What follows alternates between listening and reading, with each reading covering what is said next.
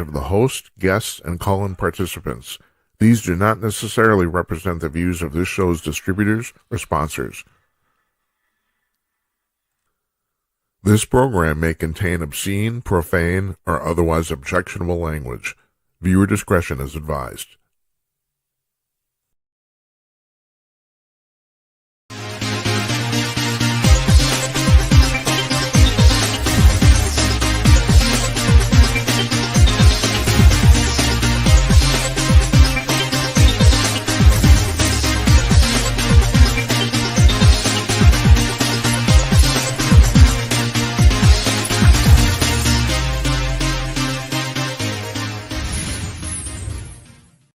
Howdy ho, everybody. Coming to you cordless from glamorous Minneapolis. It's Monday night, July 20th, 2026. I am Jim Peters, and welcome to another edition of Jim Peters at Night. This is episode number 370, if you're keeping score at home.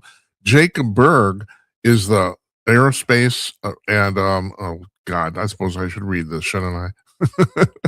He covers aerospace politics and aviation for the Epoch Times, which I've often said is, along with the Wall Street Journal, is the only newspaper in America worth paying for. And he joins us now from Southwest Florida. Did I get that right? Yes, you did. Good. And I do say that. And, you guys don't pay me. I'm not shilling for you.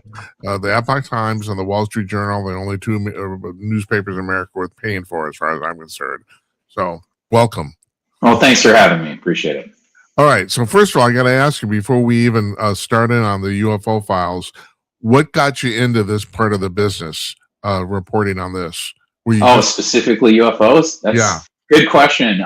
Because I was interested in this topic before I came to work at this company about 3 years ago. So I, not to go too far back, because, I could go back into my interest in the books I found at the library when I was a little kid, at the local library, back in the 90s, of all the different UFO research projects that were going on, and so on and so forth.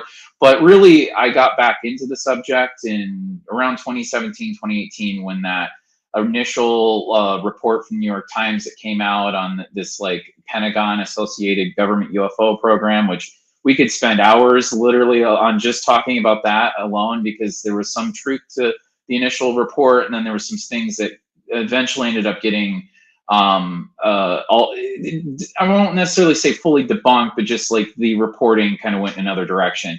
And so from there, I got really interested in the whatever government UFO files are available, because there's just, within the broader subject to UFOs, there's a lot of claims, as you can imagine, and as the public and your listeners can imagine.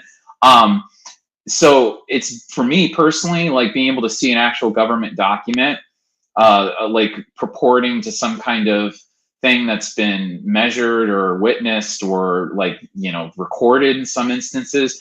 That's even more interesting to me than, stories are really fascinating from various people. They go out in the woods and go hiking and they see something in the sky, and those stories can be interesting, but it's even more interesting for somebody like me when you see an actual report from somebody like John Greenwald at the Black Vault. He's been doing this since since I was a kid, since the late 90s, and he does Freedom of Information Act requests with various government agencies. He's been on the show, and he's very, very good at getting that information out of the government. I mean, it's an art, as far as I can tell. He's incredible. If any of your listeners have not are not aware of his work yet, I recommend they go look, because he will cut through the BS and the various things to get to the truth. And so I credit him in getting my interest into this. Well, I do have to ask you, getting back to that initial New York Times 2017 report, what was it about that you found not credible? I mean, I'll throw out an example. There's a lot of people who still think, I've read a lot about Lou Elizondo, and I've read his book. There's a lot of people that still think he's a government plant. What about it? What about this did you not find credible? So, and I'm sure John has probably talked about this before, and if not, he's again, I'll just refer to his work because he's gotten into the exact details of this. He's done some of the FOIAs that have actually revealed some of Elizondo's, that dug into Elizondo's claims.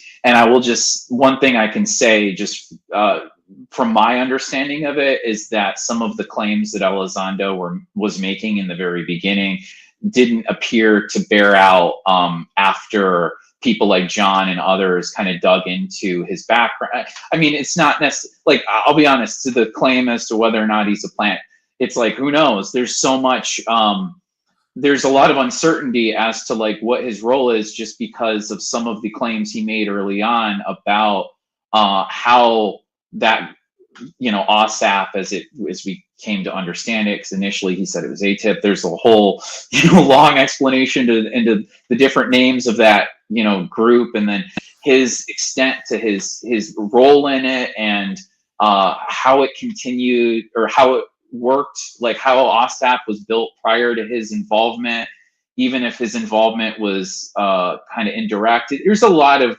just uncertainty is the best way I can put it. And for me, like, my conclusion is just that I don't know. And there's a big question mark. I know that's not as satisfying of an answer, but for me, it's like, I don't even really know. And now I'm just like, wow, it's like all I can do is put a question mark over it, if that makes sense. Jacob, do you talk to people at the Pentagon occasionally, regularly? One of my colleagues, Ryan Morgan, is our Pentagon reporter, and he's there daily, often daily, and also works out of our DC office. But it's funny enough, I haven't had a lot of conversations with him about this exact topic, so I'll have to ask him if he's had any direct conversations with people there about this topic. I will say I have talked to, via email, the main point person at the Pentagon for the UFO top subject, Susan Goff, who's like, she handles a lot of the press inquiries, as John has. No, it's funny you should bring up her, because I was going to talk to you about that. There's a gentleman named Jazz Shaw who passed away about 18 months ago, and he wrote for the Debrief and Salem. Yeah, I heard about that. He was a regular guest on the show, and him and I became friends, and he was quite connected to the Pentagon. First of all, regarding Goff, Suzanne Goff, he said, and I figured this out a long time ago, that is, she is very, very careful how she basically edits her own words. You were talking about the difference between ASAP and ATIP, you know? I mean, yeah. So the difference is, did one become the other? And she might say, well, you know, ATIP did not do this, and she's technically correct, but ASAP did. You know, it's like, you know, and that's the one thing that Jazz constantly pointed out to me, is that they're very, very careful through their wording and to not lie, but they can still basically deceive the public. And do you think they're doing that regularly? I mean, I'll be honest, their own documents point out a lack of consistency in the narratives, and not just the narratives, but just like the actual things that they've said from, you know, going back decades. They have their own documents will contradict previous statements they've made. I mean, it's like when they ended Project Blue Book in the 69 or 71 or whenever it was the late 60s, early 70s, they were like, yeah, we're done investigating UFOs. Well, there's paper trail going since that point in time, showing that they just siloed it off into other, I mean, instead of the Air Force doing it, which was the case at the time, my understanding is some of it got sent to the Department of Energy, the intelligence community in some cases, and hell, the Pentagon probably had their own actual on the, OSAP became a thing eventually, but that was decades later. But I guess my only point is that their own documents point to a lack of consistency, for sure.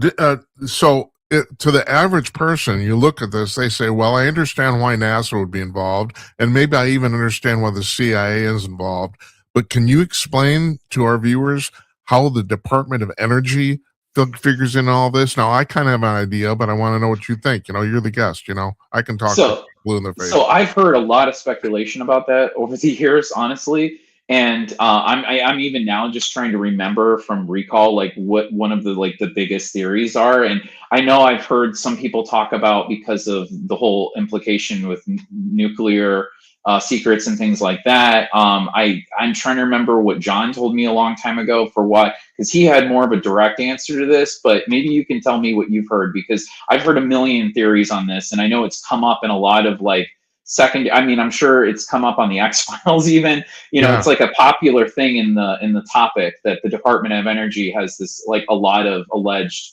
documents and files. Well, so from what I understand, their involvement involves the propulsion systems of these crafts, okay, and how they're powered, and that's obviously energy. So that's where their interest and their involvement comes in, from what I understand. So you were, and actually, this comes down to something you wrote about in your article. So the reason you're on here is because you've been writing about the releases by the Department of War of the what are called the UFO files, basically. And you, in your current article on the Epoch Times, you wrote about a meeting of basically atomic scientists at Los Alamos. Was it 1949? Is that what it was? Yeah, I have it right here. Yes, it was 49, and yeah, it was at Los Alamos, and that was one of the more interesting things to me in the file release, because look, I'm sure you've seen it. A lot of your listeners have probably seen it. A lot of these files are just, I imagine, them kind of scraping the bottom of the barrel of what they've got in terms, right. Not all of them, but like I could say the vast majority of them. But you get these like little snippets here and there that are at least kind of fascinating to read about, even if they're not, pointing to something bigger. And with this one, it's like they're obviously, if this was isolated and this was just a random discussion of random scientists and they were just debating whether or not something could be a meteor, and there wasn't this, like the bigger context to me is that, they're not just normal scientists. This isn't just this isn't last year. This was in a really key time period in the history of this topic, coming right, like, 2 years after the initial sightings of what became the trying to remember the name of the pilot, but that was flying in the Pacific Northwest area and saw what became known as flying saucers. And this was like 2 years after that. And from my understanding, there were a lot of, because when it was either last year or the year before, the Pentagon office, the current one, I'm sure, always Aero, released some report. It might have been in 2024, but they, there was some interesting stuff in that one, going back to some of the original, was like pre-Project Blue Book, when it was like Project Grudge, Project Sign. And there were like reports of people who were on those teams, and this is contemporaneous to this Manhattan Project report. This is like the late 40s, early 50s. There were people on some of those teams that, in those reports, were claiming that they were seeing things that were being reported on that they had no explanations for, and they were disagreeing with some of the other people on those teams that had more prosaic explanations. And that's essentially what was happening with this Manhattan Project transcript, essentially. And I mean, the gist of it was they were seeing these green fireballs in the sky, but from what I understand from my reading of it, they were moving essentially like laterally across the sky. They weren't coming in at an angle like a meteor should. And it was, I can't remember if the altitude was really low or if it was really high, but there was an issue too with the altitude not matching what they would expect from a meteor. And, you get down to the end of this transcript where they're kind of having this almost like Socratic dialogue about what this thing could be. And, they basically don't come up with an explanation, because one of the top scientists is adamant. He's like, there's nothing in our understanding of meteors to that current, to that point in history, who knows now, but, that could explain to that. And then another scientist was like, maybe it's an electron phenomenon. So, this very well, we don't know at the end of the day, right? It's the same thing with all of these files. You'll find, you can pull something out, like, there's that photo at the top of the article of the thing that they called like a deflated balloon. I've seen people like match photos to some kind of like police drone that might be. Who knows? Like a lot of these things, like the six-pointed star thing, like that looks like the 4-pointed one in one of the original file releases, which I've seen people allege that's like an artifact from a sensor, like a light art. Right. So who knows? Like some of these are just, it's hard to say, but and that is the problem. Like the 6 and 8 pointed star thing look like lens flares to me. The thing you're talking about, the top of the article, it just looks like a stupid balloon. But, I mean, if it's not a drone, probably a balloon. Yeah, I have gone. My rule of thumb in dealing with all this stuff is 95% of the stuff presented as evidence is bullshit. Yeah, I hate to say that. And the thing is, but you also brought up another point here. The stuff that isn't. There's also the opposite point of view of people trying to come up with prosaic explanations for stuff that just doesn't fit. Like the thing with the meteors. No, meteors don't go sideways. And also the other thing you wrote about, or that was in the transcript, is that these things didn't make any noise. Oh, I forgot that part. Yeah, that's. I mean, for anybody who's seen meteors come down, like the noise is like a big part of it. Yeah. So yeah, I mean, it's to your point, like with a lot of with this subject, and that's why it gets disappointing sometimes reporting on it. You're hoping that more than 5% of it is reportable or at least interesting. But when you do find some just tidbits in there, like the Lonnie Zamora case from the 60s. There's the 1970, I think 76 Iran, before the Iranian Revolution, with that crazy craft or whatever it was that was over Tehran and was seen by like hundreds of people, and then it became like a wire to the president of the U.S. at the time and the Secretary of State. Like that was a really big deal, and that doesn't get discussed much anymore.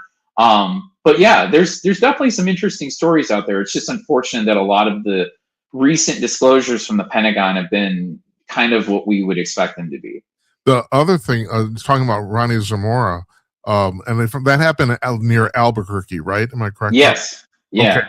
So the thing about that is that, and that's an example to me of misinformation trying to be added on to an event, because I don't know if you know this. There's these students at some nearby university that says that was a giant prank that they pulled. Yeah, I've heard that explanation. But that doesn't fit the actual facts of what. And it isn't just that Ronnie Zamora saw the thing take off; other people did too. I don't know. Yeah, there was another eyewitness for sure. Right. Yeah, at least one other one. Yeah. Yeah, there were two more. I think that actually saw things take off. There's no freaking way they could have a balloon that took off that way. And I look at this stuff. I mean, this has happened. If you look at this, there's a pattern over and over again for cases that are highly credible. Sooner or later, somebody comes by and says, "Oh, we did that." Or it's like the thing about there's video from England from the late 1960s, I think it is, a video of a crop circle being made. And first the guy said, and he was using an early camcorder, and he said, "No, this is real." Then he came out about 2 years later and said, "No, we faked that." But the fact of the matter is, it's almost impossible to fake video like that unless you were a movie studio in the 1960s, And I'm just wondering if I'll be blunt, if somebody paid him to change his story. I mean, we know for a fact this happens. Philip Klass, when ended up talking to one of the guys who saw Travis Walton. And he came to this guy's house in the middle of nowhere and said, "I'll pay you $50,000 to change your story." Well, that wasn't Klass's money. He didn't have that sort of money, because that was like in 1970s. That was like the equivalent of $250,000 now. Why would you pay somebody to change your story?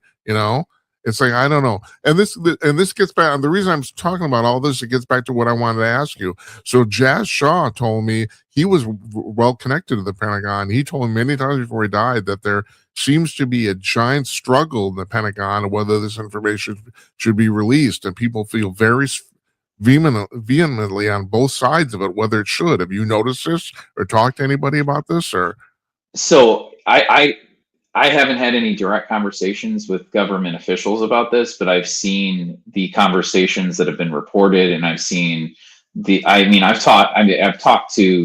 I've had these conversations with John. I've had these conversations with other people who've had more of a direct tie-in, to the officials that would be considering this. And my understanding, based on the reporting that I've done, is that right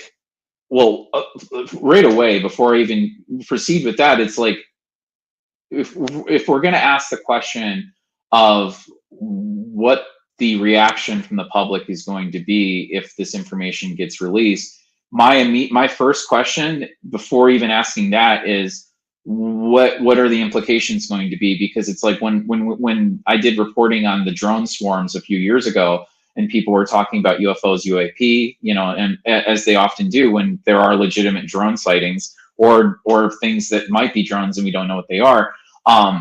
I had conversations with colleagues. I was like, look, this is a broad question, because it's not just, are they aliens or not aliens? Because like, yeah, maybe there are people from off this world or other dimensions, whatever the explanation is, or from another time. There's a million theories as to if aliens exist, what they could be, right? But that's not, like if you're getting into asking if the Pentagon is going to release this, or if they're going to, what they're going to be considering if they do, then you have to ask, like, because a lot of people assume when there's something unexplainable that it could be human technology. There's a lot of reasons to consider that hypothesis, right? Well, if it's not ours, if it's not possession, if it's not U.S. technology, right? And it's not, 'cause obviously we can have the whole conversations about how the public would react to aliens, right? That gets debated in Hollywood movies, but then you get into even more difficult questions if it's not that, and it's some combination. If they're hiding, technology, or they're aware of incursions into U.S. airspace by adversaries, like it gets into some really messy questions, not just about obviously how the public could react, because we know people panic, right? I'm not validating, trying to cover things up, but I'm just saying, we know how people react. So obviously that's a valid question. But then another question is, if it's not that, and it's something else, and it's some combination of human technology, whether it's ours or an adversary's, like what are the implications of that? Especially with the drone swarms. There were a lot of people wondering if those were incursions in US airspace from like, maybe Chinese drones, maybe Russian drones, maybe Iran. Now with Iran, having drone capabilities to the degree that they do, it's just, it leaves a lot of uncertainty for sure. Well, I'm going to ask you to draw a conclusion here. I mean, this is what I want to do because you're an expert and you studied this. What do you think happened with those drones in New Jersey? What was that? Based on what and I'm asking for your opinion here. You don't have to back this up with facts. You are better equipped to speculate than the average person. That's why, what do you think happened? Well, I appreciate that. And so my understanding is because it's difficult to answer that question, because there's definitely some, like, we do know for a fact that some of the drones that were like filmed, seen, reported, and so on and so forth were in fact, people flying drones, whether they're hobbyists, private companies, hell, with law enforcement organizations now, Flock working with law enforcement. They have drones up everywhere. That's a whole debate that people can have. But then the White House specifically, wasn't the Pentagon, came out and they had a very interesting statement when they got asked about this again. It was like not long after Trump took office. And they were like, oh, that's right. That was some like researchers doing work with the US government. Right. And everything's fine. And don't worry about it. Nothing to see here. Right. Yeah. And so that led me to ask, okay, was some of this the federal government doing that? One. Two, was it potentially some, because like, it's not necessarily like all of the drones were one thing, right? It could be a lot of different types of drones, but it's like, are they federal government? Are some of them from China or another adversary?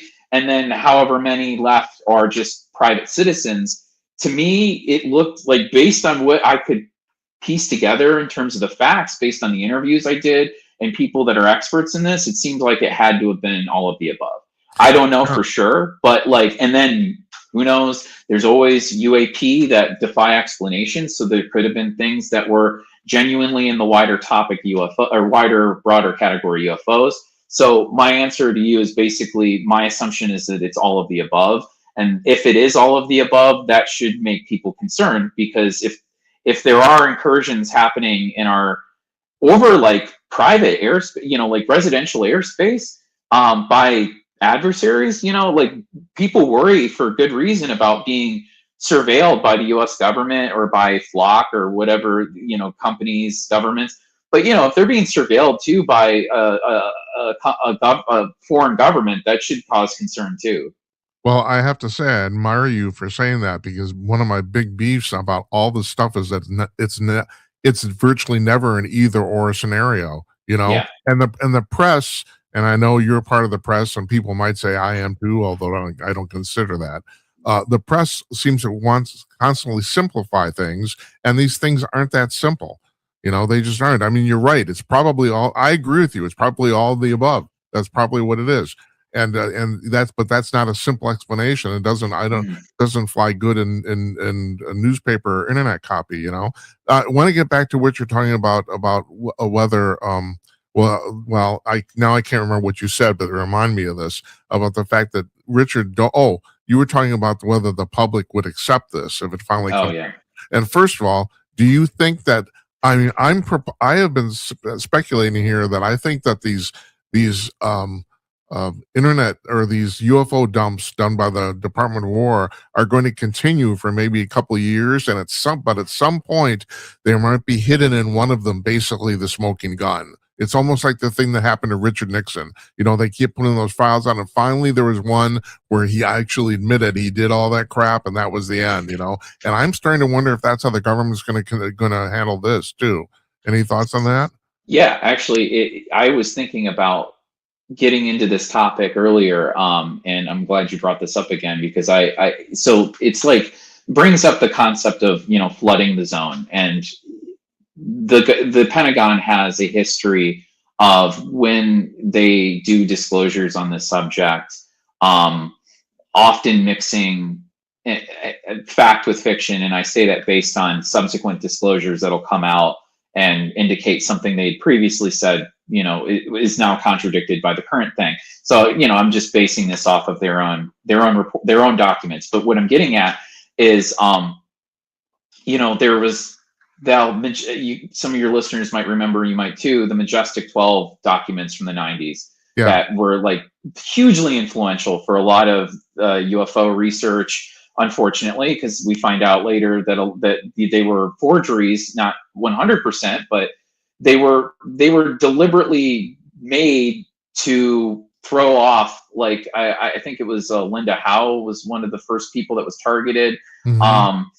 Richard Doty, the guy who is responsible for this, is still around. He talks on X all the time. Like, literally, you can go and talk to him if you want to. He'll tell you about this. But yeah, what they did. He's also a professional liar. I don't know what to believe. Yes, no, exactly. And see, I'm not saying encouraging people to go believe him, but believe everything he says. But he will talk about, at least will take credit for doing this. Yeah. And from my understanding of the people who've done deep dives into the Majestic 12 documents, is that they did deliberately mix. They took some factual things to make them seem legitimate. They wanted a basic, a reporter or somebody who could look at these and be able to cross-reference something and be oh wow, that's true, this must be a legitimate document. But then they mixed in all of this really wild, going into the furthest extremes of science fiction type of, humans are an ant farm of aliens and all this stuff, and US government as a pact. But what I'm getting at is, it became a case study of them taking a topic, like UFOs, and deliberately releasing things that were, had a lot of falsities in them, but we're mixing it with facts to make it really difficult to decipher what was fact from fiction. And now, is it the exact same thing with these document dumps? No, but what it is it's overwhelming the public with just so much data, so many files, so many of them prosaic, so many of them completely meaningless to some extent.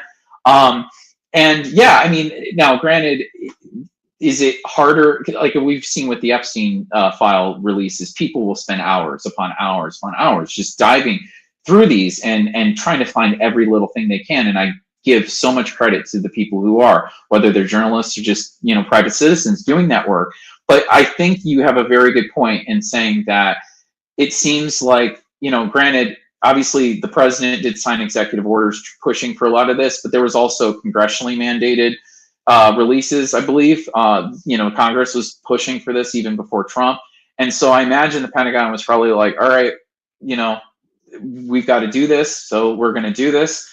And we're going to have to see. I'm hoping to find something interesting in subsequent releases. I really hope we find a smoking gun of something, because people will ask me all the time, like, what's your explanation to what this phenomenon is? And I'm like, I don't know. I've seen more files than most of the people that I know personally, and I still have no explanation for any of it. I mean, I have like pet theories on some of the sightings over the last 60 to 80 years. I want to hear your pet theories. Like, seriously. First of all, do you think we're being visited by people from other planets? Do you think that? So let's say specifically extraterrestrial, not any interdimensional or any. Do you think people are flying here faster than the speed of light from other places? So based on this, so I'll just preface what I'm going to say with when I look at sightings or reported stories, or the ones that I'm thinking of when I get ready to say this are like actually reported. Like you can go to Project Blue Book. They're ones with like numerous witnesses, not just random sightings by a random person. The ones prior to the 1990s to 2000s, I mean, hell, we could even talk about like Phoenix Lights. That's really interesting to this day still. But recent day, it's hard for me to look at a sighting and really extrapolate a lot, because there's so much we can do with aerospace technology we couldn't do in the 1950s and 60s. Right. With that said, if you go back to the 60s and we take a case like Zamora's with the tic-tac looking thing that almost whatever that was flying the way it did, if people want to go read about that, they can and make up their own explanation. But then there's others from the 60s or in the 70s, and if the reports are correct and they were reported accurately, whatever was seen by people was at the time defying the laws of physics in at least a handful of cases. And again, this is back to what you and I were saying earlier. This is like 5%, maybe even less than that, maybe 1% of all of the stories over the last 100 years. But if you force me to come up with an explanation, I would say there's probably definitely been sightings of U.S. technology at some point, right? There's definitely, to the point about the drone swarms from 2 years ago. I'm sure there's been sightings of foreign technology, but it's hard for me to attribute all of the past really incredible sightings, like the ones that happened close to where I grew up in Dexter, Michigan, that got then Congressman Gerald Ford involved in 1966. Those were just, I mean, I could spend an hour talking about what people, like dozens of sheriff's deputies corroborated seeing. The thing appeared at one end of a swamp and then allegedly, shifted behind them, like split in a split second.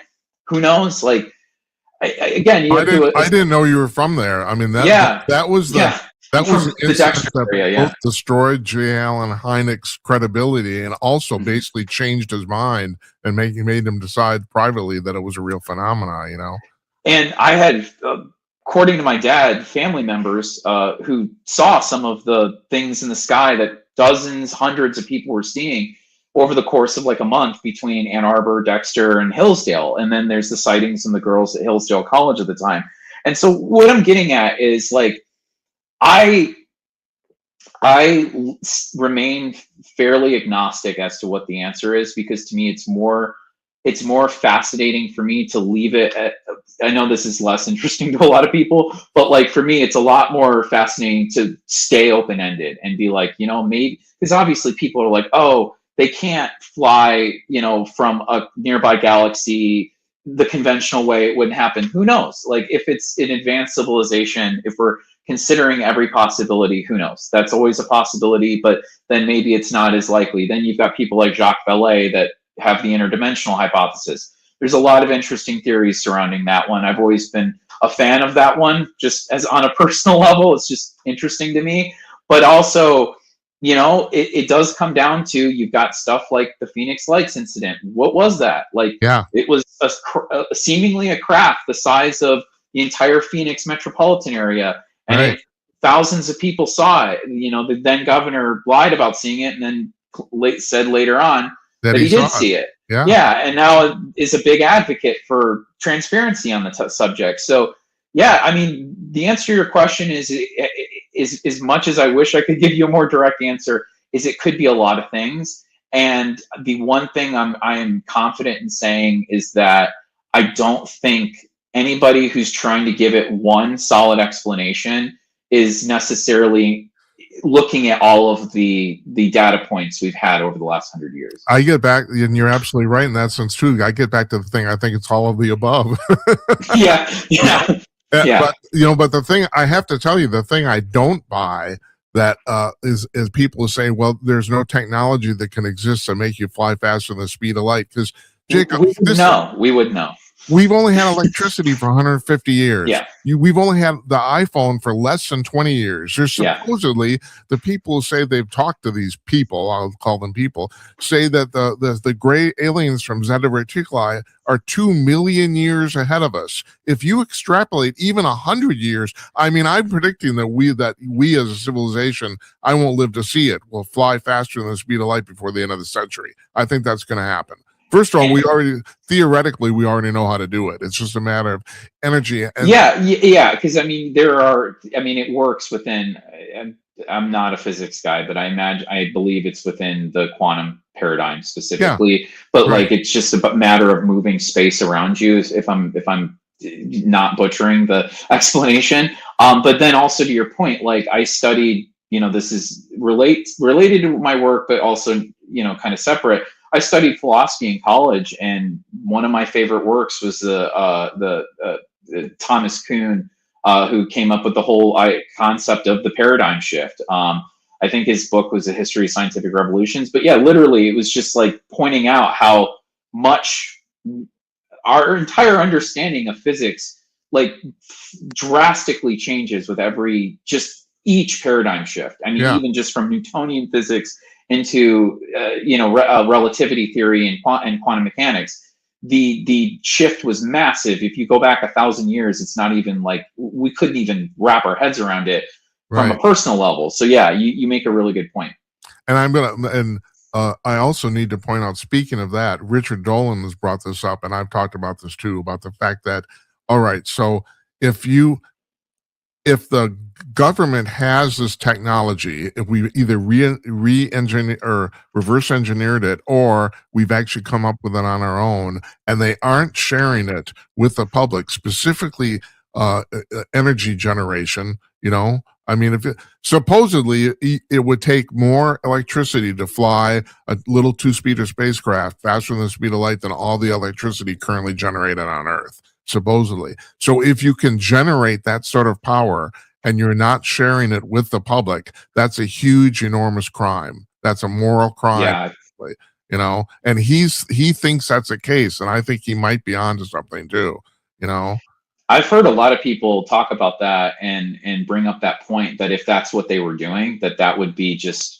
unconscionable to consider. We're dealing with the energy crises that we are. And that's always been the question I've had about if all of this stuff is just human technology, right? Every story we've had, all of the examples I've brought up so far on the show. So, today, if all of those are just US or some other adversary's technology, that brings up the question you just mentioned too. But then also is this just a matter, to my point about scientific paradigms and paradigm shifts, why haven't we had a paradigm shift in physics for the last 100 years or so? That's a separate question, but it brings back to that point because a lot of people people way smarter than I am in the natural sciences have talked about this for the longest time, of how we kind of expected there to be a new paradigm after that would either unify relativity and quantum mechanics, or create a new theory that rectifies the anomalies that kind of in each that are not solved yet. And a lot of people have been wondering, where is it? Why haven't we reached that point? Now, in all fairness, I'm not a physicist, so there might be prosaic explanations to that question. But I have seen other people, debate, like if the government was going to, theoretically speaking, if they had access to some new propulsion technology or some new energy producing tech, right? That would require them hiding it from the wider scientific community, and it would also require them having a degree of influence over the people in the current scientific community. And obviously, I don't want to get into weird, theories and whatnot, but like from my understanding, like one of the leading researchers into anti-gravity work I think it was in the 90s. I'll have to look into this again, but there was one of the scientists who had one of the most promising hypotheses on how to actually develop anti-gravity and scale it, right? She was able to come up with a theory to do it at such a minute scale. The question beyond that would be, okay, how do you scale it up to like more weight, essentially? Mm-hmm. And my understanding is after she published that paper, she disappeared. And she was from China initially. Yeah, right. I've heard this. Yeah, and I think people believe she went back to China. And that she's likely still alive, but that she could be working for the Chinese government now. And so if that might not have happened, like it's been reported, it's a story that's out there, but I'm saying theoretically speaking, it would take something like that, I imagine, if the US government had access to stuff like this, they very well likely might have, scientists that are working for them that are doing work that they might not be doing at like at a university. But who knows? It's definitely something interesting to think about. Well, you also write about AI, and if you're talking about the Chinese, this came up in the news today, and let's end with this about the fact that the Chinese supposedly have an AI model now that is actually clearly superior to anything the Americans have commercially developed. And first of all, is that true? And my other question is, knowing them, how did they do that? Because they're not good at inventing stuff. They aren't. It's literally, it's their culture. And I have a hard time buying this. So can you tell me about this? Or yeah, so I'm not like the best expert on actually being able to assess like the full capabilities of these models, but I've seen reporting that one thing that I know I've seen confirmed that might lead people to think that these are more capable, and they very well might be for these reasons, is that one immediate thing is they supposedly require less inputs, meaning like less data, less energy resources, fewer energy resources to run, and so they're more efficient right out the gate. And I did a little bit of reporting on when some of these new models were being discussed about a month or two ago, I think it was, where like China was saying they had these frontier models that they were going to release soon. And yeah, it's very well might be the case. I would want to talk to like an actual like data scientist, somebody who's like a little bit more of an expert than I am. But I would say, like, from my understanding of it, it's possible it might very well be. But to your other question, how? It's interesting. I know that sometimes when there's like a new technological achievement in China, sometimes it's like a mix of, I know sometimes our tech gets over there, other nations' tech will get over there, gets kind of included in whatever type of research and development they're doing in one industry or another. But at the same time, to China's credit, I guess, like, they've prioritized some things that we haven't. And so, like, this not necessarily is a better thing, because there's a lot of debate over whether or not we should be building 1 million data centers and essentially in places where they might not be sustainable. And that's a whole nother question that people can, debate and talk about. But, the Chinese government is essentially, they'll go in and they'll just build something, and, that's what's going to happen. You don't really get much pushback. But then also, it's like with a lot of the renewable energy products that have been released on the market, a lot of the solar panels, my understanding, and the batteries are coming from China. And, obviously there was some de-investment in the United States in the last 2 years over that. But even when we were investing a lot of money prior to like a year and a half ago, in that industry, specifically renewable energy, we were still, my understanding is that we were being outpaced by China. And then to the current day, they are like the leading exporter of a lot of that equipment. And so it could just be a matter of they were like, this is a priority to us and we're going to focus on this, and we're pretty much going to do whatever it takes to get this over the finish line in that way. That is one advantage that a dictatorship has over a democracy. Democracy is slow and messy, but if you're a dictatorship, you can just say, we're going to do this, and somebody does it.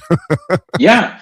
Yeah. And it's met, and and to that point, like the data center thing, it's been messy, but you've seen people coming to these county meetings, some of the city meetings and smaller municipalities, and literally playing out the democratic process and making their voices heard.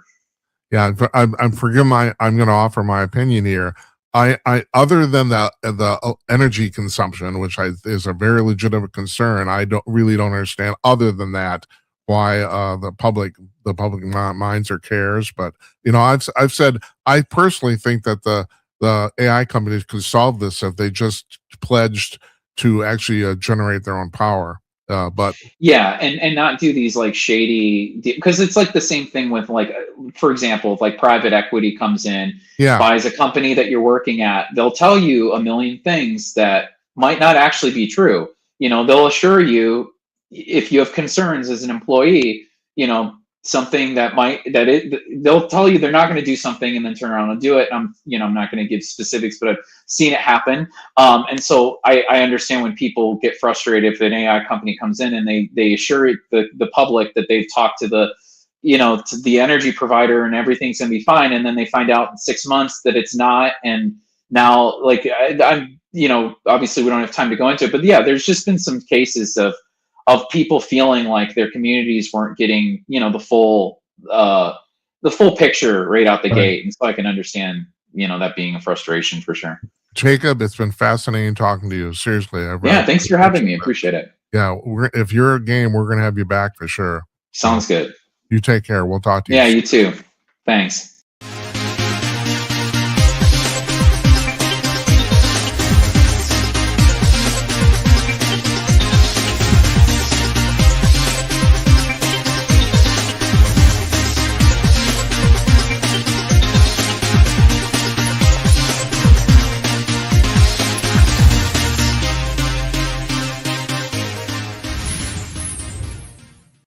Our thanks to Jacob Burg there from the Epoch Times in New York City for that fascinating discussion.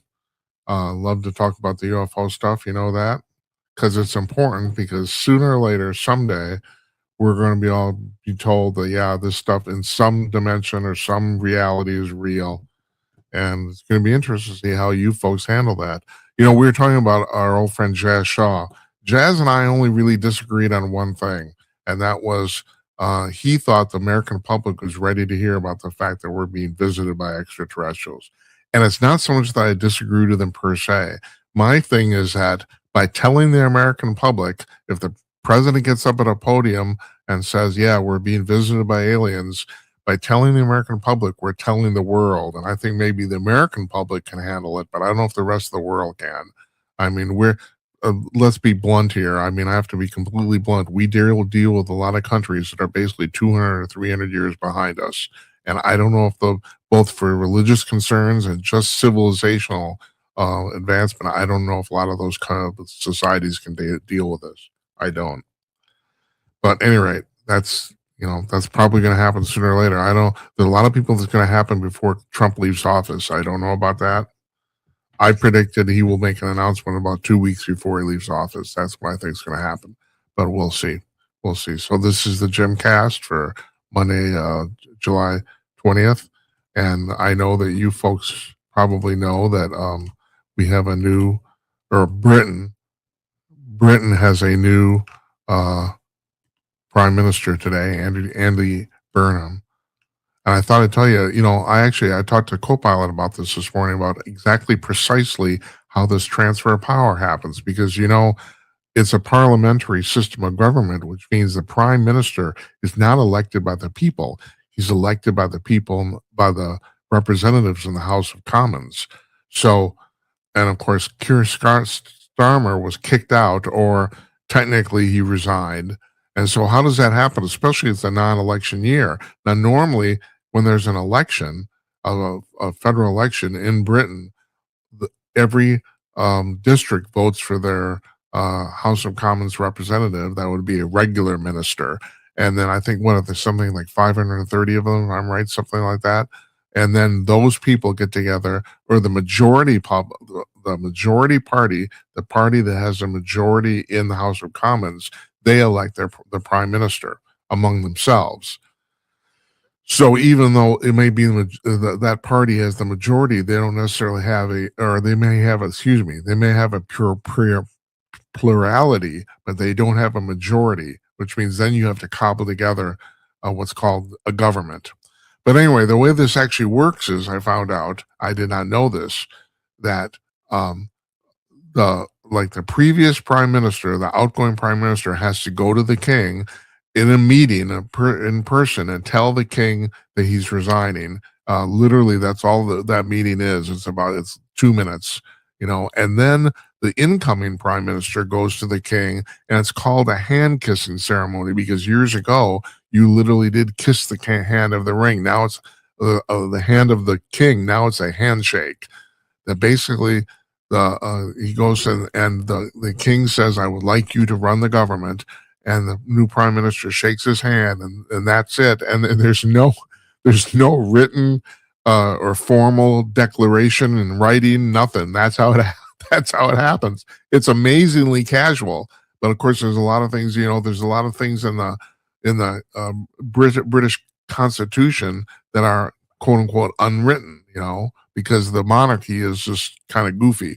I mean, technically, the monarchy can say no to whoever they throw the majority party throws open to run the government, but the king hardly ever does. I think the last time the king or queen actually, this is off my memory here, actually overrode legislative authority was in 1962. Queen Elizabeth voided the prime minister election in Australia, if I'm right, because she decided it was cheated, it was corrupt, and she threw it out. I think that's the last time it's happened. It's been like 60, 70 years. So anyway, then the new prime minister goes to 10 Downing Street, and that's a very interesting thing too. I knew about that. So Downing Street is basically an alley, and there's 3 old townhouses there. They're like 400 years old. Downing Street 10, 11, and 12. 10 is supposedly, ostensibly, the prime minister's residence. It actually isn't. Now the prime minister actually lives in 11. They've gutted all these 3 townhouses and now turned it into one vast complex. But there's doors for 10, 11, and 12, and technically door number 10, the black door, you see the famous black door that you see on all the news reports, is the prime minister's residence. That's not really true. Now the prime minister lives at number 11. It used to be that the chancellor of the exchequer, or what that was, the treasurer of Great Britain, lived in 11, and the prime minister lived in 10. But when Tony Blair took office, was that 20, 30 years ago? He had 3 kids, and the apartment in 11 is much bigger, so he swapped them. And that's been the case ever since, except Theresa May. That was relatively recent, 3-4 years ago? And she wasn't prime minister very long. She took the apartment, and she lived in number 10 because it was a smaller apartment. She liked it. So I'm just telling you what I know. And the other thing I found out, which is very interesting, if you've all seen the movie Love Actually, where Hugh Grant as prime minister did the famous jump dance down the stairs, that stairway they used in the movie is almost an exact replica of the stairway in number 10 Downing Street. What I read is that it's a little wider, and they made the stairs a little wider to accommodate the dance. But they said people have seen it, says it looks identical. Whatever. There's a little detail that I'm a nerd and I needed to know. All right, so we got I'm going to call him Moran Mamdani, the mayor of New York City. Socialism, rah. We're all equal. Well, the New York City Council voted themselves a raise. They will now be making $175,000 a year, which is more than what U.S. senators get paid. So for working for you, the public, who gets to share everything. There's 51 people on the New York City Council. It's a big city, and they're now getting paid $175,000 a year. Yeah, crumbs for ye, but not for me. It's like, oh my God.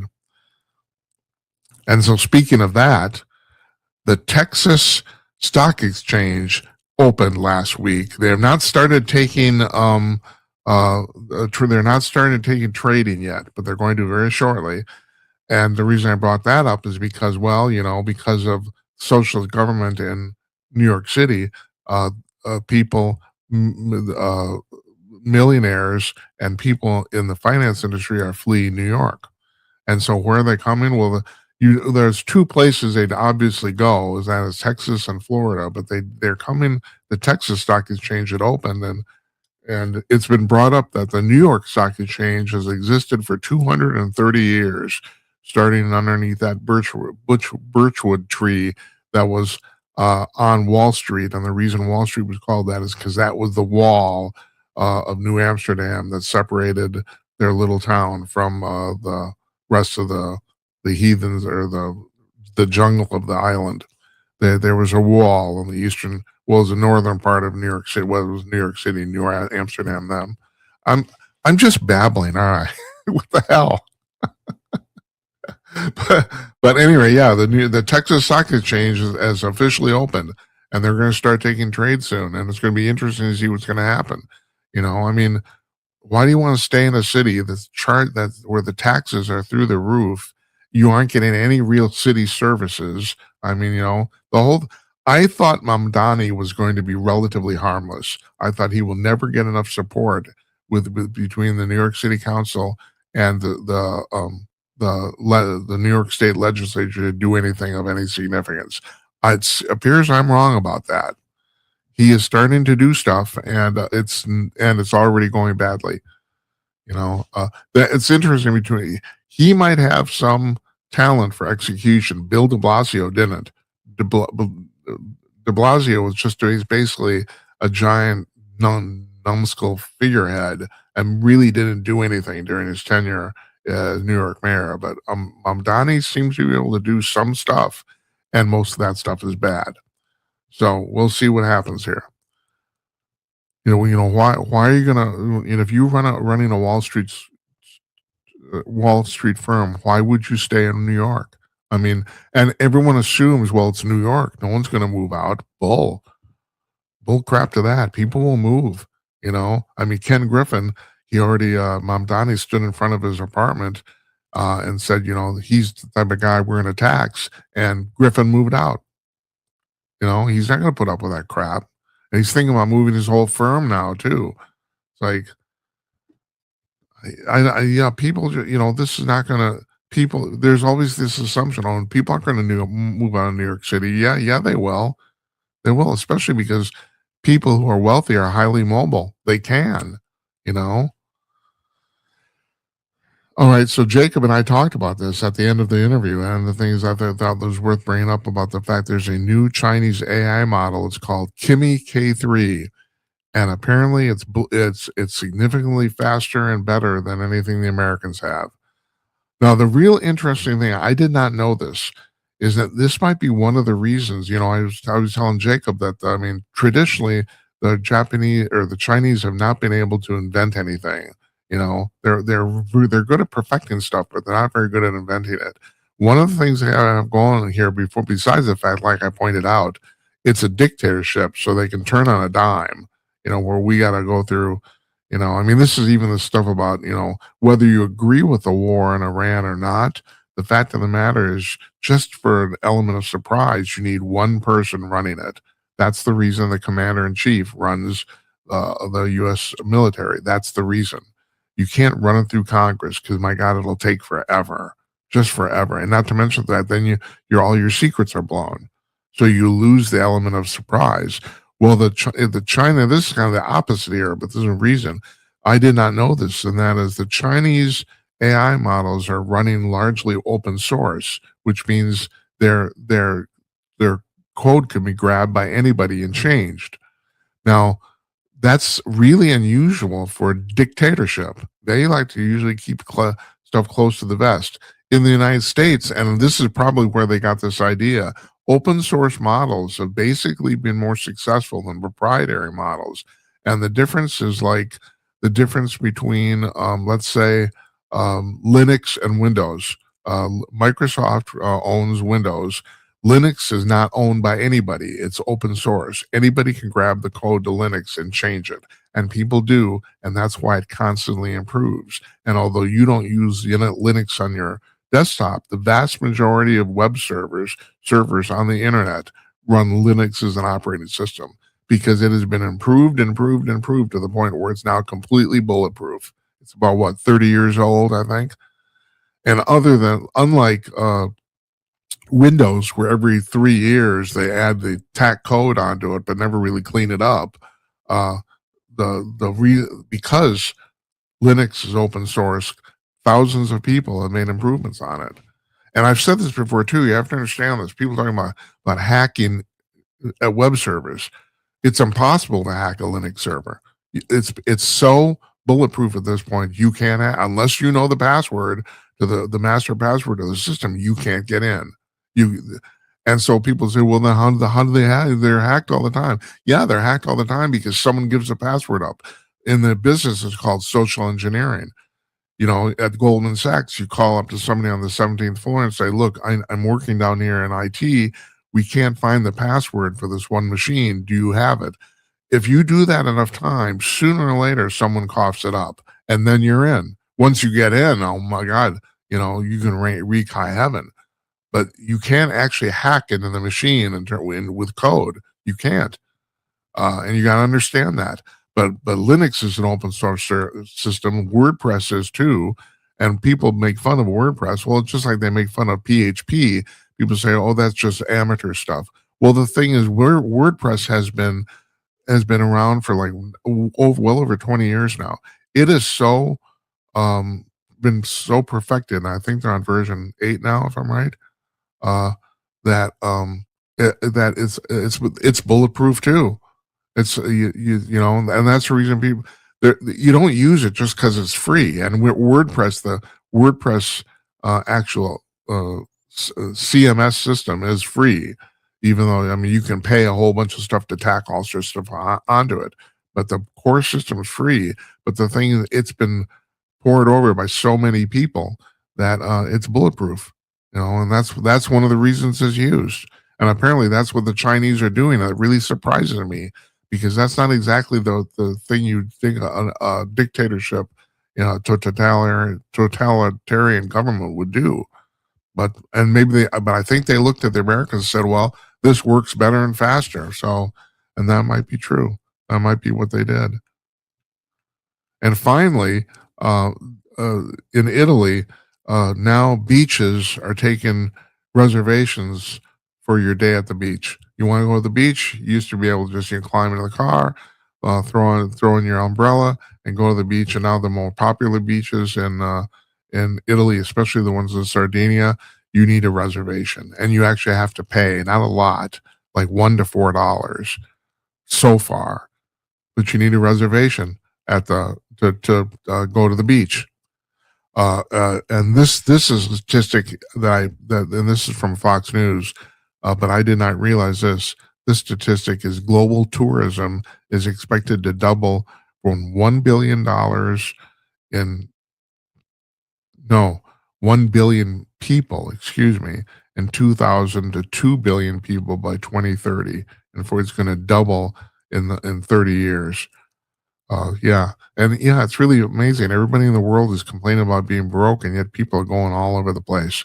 I don't quite know what to make of it. I think everything's relative. I don't know if the Americans are quite as broke as we think we are, but in other parts of the world, I know Europe's not doing very well, and frankly, Italy itself isn't either. But I don't think. Well, you ever been to Italy? The Italians, they don't care. Their government has been dysfunctional for at least 500 years, and they don't care. You know what Italians care about? Eating and sex. That's it. That's all they care about. I've been there. I've lived it. I've seen it. You know, it's. I could give you some examples, but I won't. But no, that's yeah. So you live in Tuscany, most beautiful part of the planet. Seriously, literally, it's Italy and California are the single most beautiful places on the planet. Partly because also the weather's so perfect. I mean, Italy has the most perfect weather in the world. There's no doubt about it. So you sleep late, you go to work, you take a 2-hour lunch break, you go home, or you might stop and visit your mistress before you go home. It's like, geez, they don't care. They don't care at all. I'll pay my $4 to go to the beach. I want to thank you folks for watching. I want to thank Jacob Burg for joining us tonight. Yeah, please like and subscribe. I have to mention that. You know, it helps immensely. We're coming back with a show on Thursday. Don't know who our guest is going to be. Now I'm going to announce this again for the summer at least. Now we're doing shows on Mondays and Thursdays. That's it. Those are the only 2 days of the week. We were doing 4 days a week. For the summer, we're going to do 2 days a week. Long story why, but that's what we're doing. So we'll be back on Thursday. Don't know who our guest is going to be yet, but we'll have one. So I want to thank you folks for watching too. Really appreciate it. Good night, Uncle Donnie, wherever you are. And good night to you, wherever you may be. We'll see you on Thursday, folks. Take care.